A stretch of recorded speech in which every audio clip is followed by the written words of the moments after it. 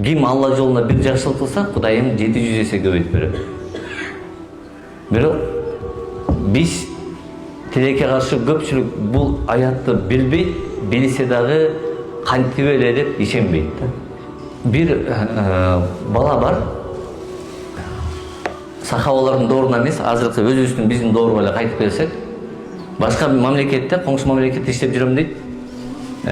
Алла жолунда мындай садака деле кылчу эмесмин дейт, бирок иштерим кыйчалыс болчу дейт дайыма. Башка мамлекетте эмес, Кыргызстанда деле мисалы үчүн иштегенде көп ишти бүтүрүш кыйын го. Иштерин кыйчалыс болот, тиги документ бүтпөй калат, футбольный топ бияка ойнотот, бияка тигин бүтүр дейт туурабы? Бул документин бүтпөй калыптыр дейт. Ошентип бул баланын банктагы иштери, акчалары чыкпай, өзүнөн өзү кармалып, 1 жыл ушинтип жүрө берет да. Эч бир жакшылык алдыга жылбайт да. Эмне кыларын билбей, эмнеге мындай болуп атам деп эле ушундай кыйналып. Анан күндөрдүн бир күндө бир киши, бул өз бала өзү айтып берет бизгечи. Чалып, мага бир $300 тегерегинде карызга берип турчу. Срочно акча керек болуп атат депчи. Анан жанында ошо болгон $300 бар экен дейт. Анан менде жок, сагым өзүмө жетпейт деп өчүп таштадым дейт. Анан кийин кайра бир аз туруп ойлондум дейт. Итак эле 1 жылдан бери 300 эмес, $30.000 акча турат банкта. $40.000 чейин акчам турат, чыкпайт. Же тиги товарым келбейт, же бул документим бүтпөйт. Андан көрө Алла жолуна садака кылып таштайынчы деп $300 алат да акыркымды берип атам деп туруп анан мен акыркы акча берип атам, мен Алла жолуна садака ала бер ошону. Эчтекем жок болсо алайынчы бир Кудай жолуна деп берип таштадым дейт.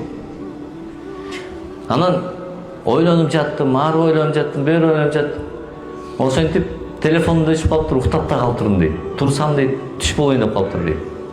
Анан туруп телефонумду зарядка сайып, антимиткичек түштөн ооп кетти дейт. Эчтекеге желание жок дейт. Товарларым турат дейт, эчтим. Анан кийин телефон күйгүзсөм дейт, толтура пропущен дейт. Аябай көп СМСтер. Банктан чалышыптыр дейт, толтура жол. Анан чалдым дейт, эмне болду, тынч эле? Сиз каякта жүрөсүз, биз сизге чалсак же телефонуңузду албайсыз. Срочно келиңиз банктан. Эмне болду? Акчаларыңыз чыкты, баарын алып кетиңиз. Тияктан чалат, налог бүтүп калыптыр сиздики, алып кете бериңиз, бүт документтериңиз бүттү. Таможня чалат дейт, товарларыңыз чыкты уже, алып кете бериңиз. Көрдүңүзбү, канча иши бүттү.